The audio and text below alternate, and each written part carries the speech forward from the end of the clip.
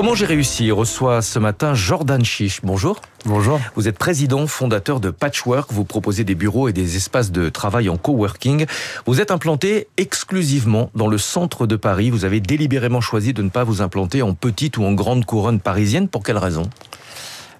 Pour une raison très simple, c'est que d'abord, lorsqu'on a démarré le projet en 2017, la tendance c'était un retour des entreprises au centre de Paris. Donc beaucoup de grands groupes qui avaient ouvert des campus en première et en deuxième couronne avaient le souhait de retourner au cœur de la capitale pour des raisons d'attractivité et de recrutement essentiellement.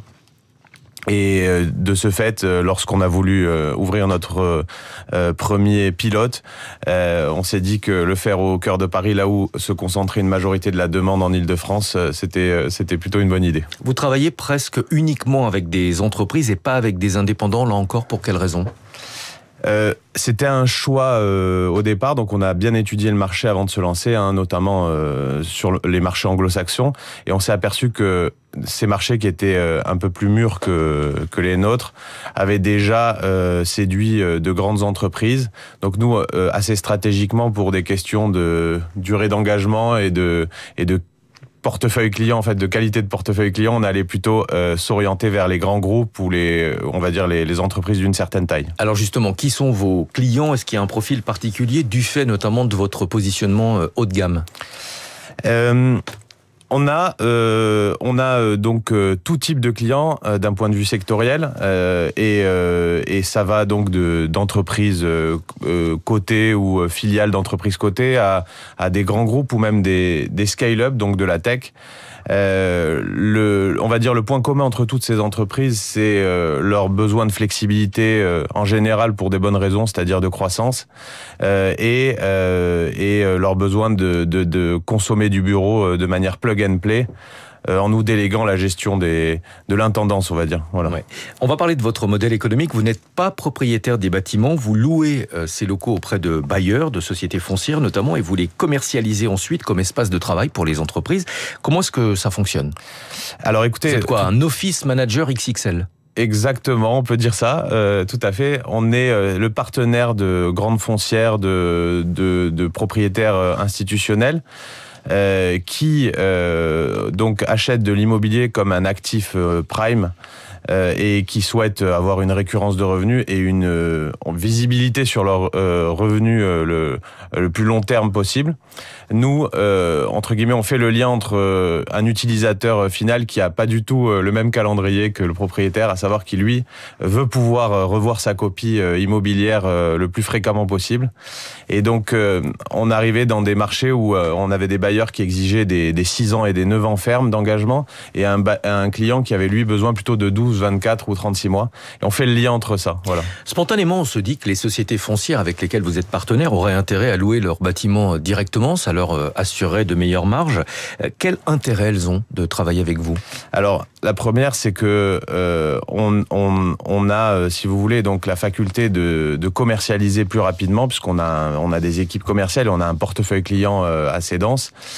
On permet à l'entreprise foncière d'économiser pas mal d'intervenants dans la chaîne de valeur immobilière, à savoir on restructure les immeubles pour eux, on leur loue pour 9 ans à 12 ans même, donc on leur assure... Elle s'épargne le risque en fait. Exactement, elle s'épargne le risque et on gère justement la vacance locative, que ce soit sur notre business premier qui est la mise à disposition de bureaux, mais aussi sur tous les business connexes qu'on propose, à savoir tout ce qui est événementiel entreprise.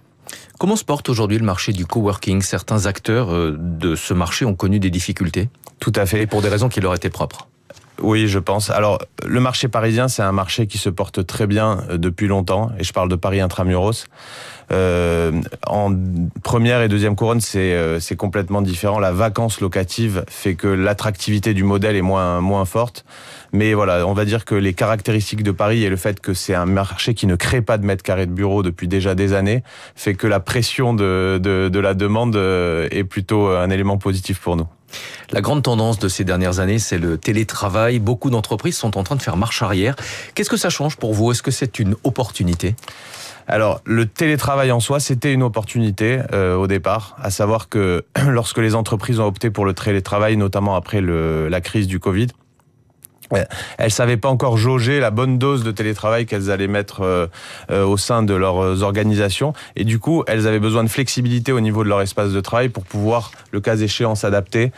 Et aujourd'hui, on va dire qu'on a atteint l'âge de maturité du télétravail. On a testé les deux extrêmes, le tout télétravail. Mais beaucoup d'entreprises sont en train de faire marche arrière, alors que dans le même temps, elles avaient aussi réduit leur espace pour certaines de bureaux.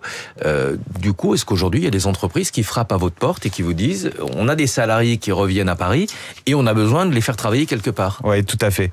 Aujourd'hui, donc Patchwork propose pas mal de bureaux satellites pour des entreprises déjà bien installées, qui avaient resizé du coup leur bureau et qui ont besoin finalement d'espaces supplémentaires. Donc on crée des espaces satellites et on travaille sur des projets plus long terme d'extension de sièges sociaux. Ouais.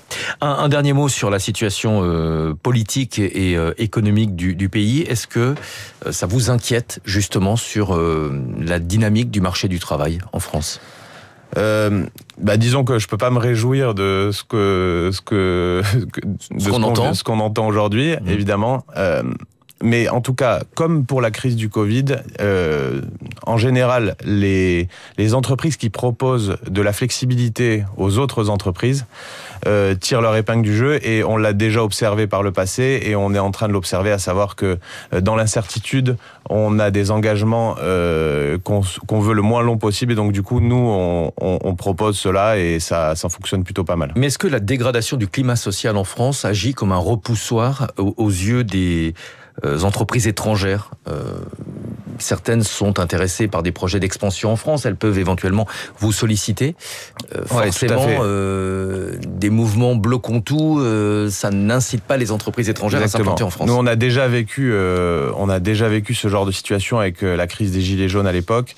C'est vrai que les centres qui étaient installés autour des spots privilégiés des manifestations, etc., ont été plutôt, on va dire, mis de côté par nos clients. Et aujourd'hui, c'est vrai que ça ralentit le business, ça ralentit les visites, ça ralentit les deals, et ça crée de l'incertitude. Donc, c'est pas très positif, en effet. Merci beaucoup, Jordan Chiche, d'être venu ce matin sur Radio Classique, président fondateur de Patchwork. 6h21. Nathalie Janson est avec nous pour les classiques.